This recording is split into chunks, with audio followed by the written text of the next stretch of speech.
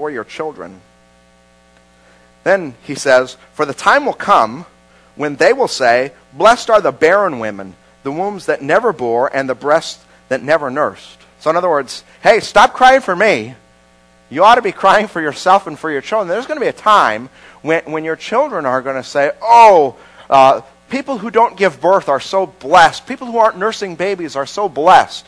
And then he says one more thing. Verse 30, then, and now this is what gets so difficult here. Jesus actually quotes an Old Testament passage of Scripture from the book of Hosea, chapter 10. They will say to the mountains, fall on us, and to the hills, cover us. Now, if you don't know that Scripture passage or its context, what Jesus says here goes right over our heads. So I want to tell you a little bit about the book of Hosea and what it is that Jesus is quoting there. The book of Hosea was written at a time where the nation of Israel, who were supposed to be God's people, had en masse, as a whole group, turned away from God and started worshiping idols. And this book of Hosea is written, and it's a call out to these people who are supposed to be God's people. Stop worshiping idols. Turn back to the true God. And by the time you get to Hosea chapter 10, there is this chapter which describes the judgment that will fall on God's people if they keep worshiping idols. At one point in this chapter, it says that at some point, thorns and thistles are going to grow on the altars of the idols that they're worshiping. And when God's judgment comes, that people will actually cry out for help, but there won't be any. In fact, they're going to call to the mountains, fall on us, hide us from the wrath of God that's coming. This is a kind of warning that's in this Scripture passage. God said, the wrath of God is coming upon you if you don't turn back to the true God.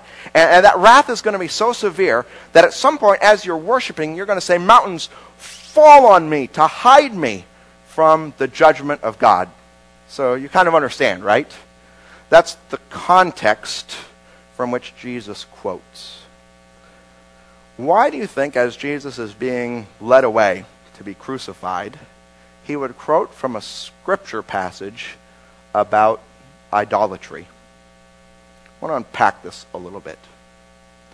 So you can think of all the various different kinds of sins that people commit, right? I mean, there's a whole slew of them. Most of us have perfected them very, very well. Among them is the sin of idolatry. Now, with regard to most of the other sins we commit, it's our way of disobeying God. God said, don't commit adultery, don't murder, don't steal, don't give false testimony. And when we do those things, we disobey God. Idolatry is almost set apart in its own special category because it's not just that we're disobeying God, it's that we're rejecting Him.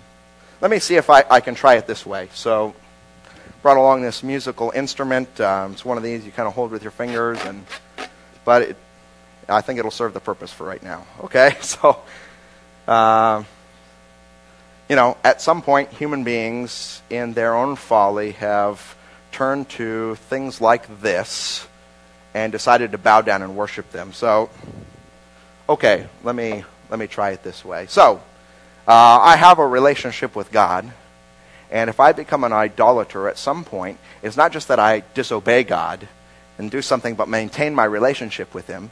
At some point, in order to turn and worship and serve an idol, I basically reject God. Hey, God, you're not God to me. You know who's God to me? This.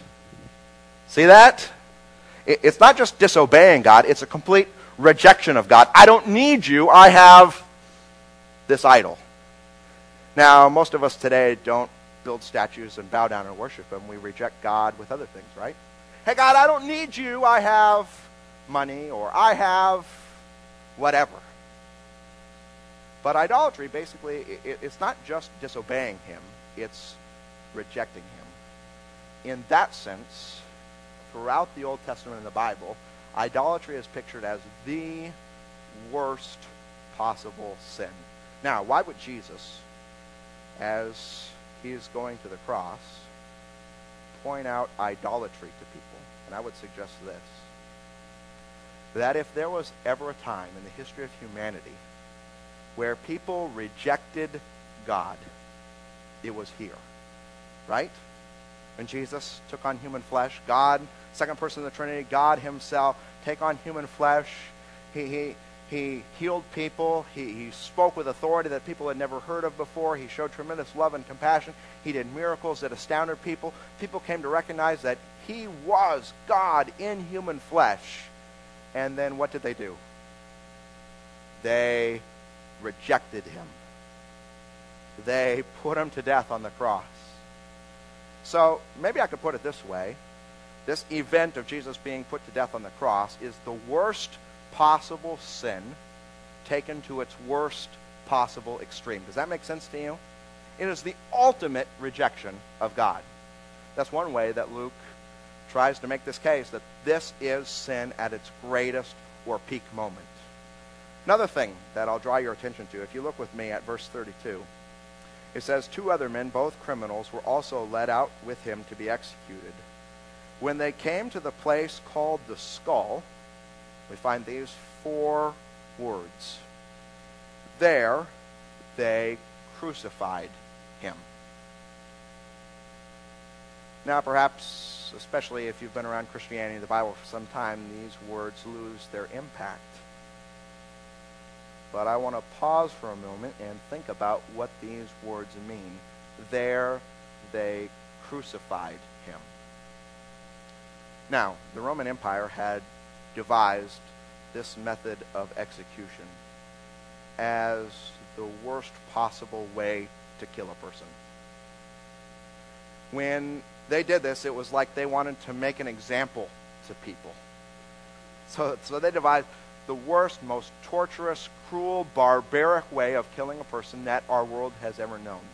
Literally what happened is they drove nails through the arms and the feet and then hoisted the person up.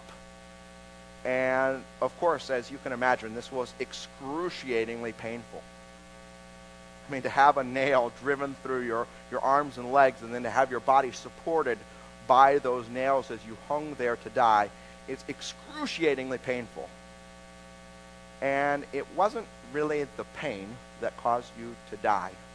It wasn't that agony that caused you to die. In fact, this method of killing someone was devised so that that person would experience that pain for the most amount of time that they possibly could. And what would happen is that it wasn't that you'd bleed out or finally pass out from the pain. You'd experience it all, but slowly but surely your lungs would begin to fill with your own bodily fluid. And it would often take hours or days for finally your lungs to become so full that you could no longer breathe and you would drown in your own bodily fluid.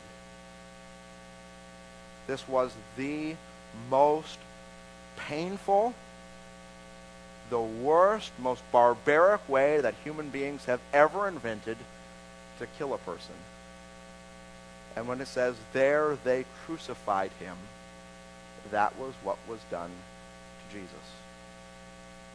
And I draw your attention here, just as you think about what this crucifixion was all about, to the end of verse 34. Jesus says some words of forgiveness, saying that they don't know what they're doing. And then you find these words, and they divided up his clothes by casting lots. Now, often when we read these words, our attention mentally goes toward the clothes, which are being divided among the people who are watching on. But what we don't take an opportunity to realize is that since his clothes are being divided, what is Jesus wearing? And of course the answer to that is nothing.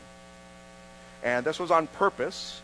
It was a purposeful attempt as a victim hung there to die in excruciating pain for hours and days, to strip them of any dignity and completely humiliate them. Now, I want you to think about this just for a moment. You can think about it in your own mind. If, for some reason, right now, you were forced to come forward and stand on this stage naked without clothes in front of us all, how would you feel?